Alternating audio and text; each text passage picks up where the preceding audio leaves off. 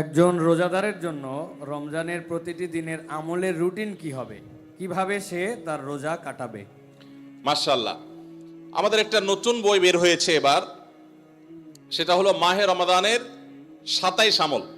এই যে বইটা একটা হাতের সামনেও আছে, মাশাআল্লাহ। এটা মূলত আমাদের একটা বক্তব্যের নির্যাস। এর আগে সোনাইমণিতে একটা বক্তব্যে আমরা মাহে রমজানের উপরে একটা গবেষণা করে 27টা আমল কোরআনের আলোকে বের করেছি, সেটা উপস্থাপন করেছি, পরে এটাকে বই আকারে আনা হয়েছে। এখানে রমজানে আপনি কি কি করবেন তার সবগুলোর তালিকা দেওয়া আছে। অতএব এটার আলোকে আপনি আমল করতে পারেন, চাইলে ভিডিও বক্তব্যটা শুনে নিতে পারেন। একবারে সকাল থেকে রাত পর্যন্ত একটা সুনির্দিষ্ট রুটিনের মধ্য দিয়ে কাটাবেন।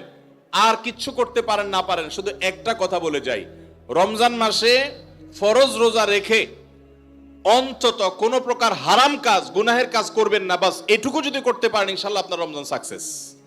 চেষ্টা করা যাবে না ইনশাল্লাহ?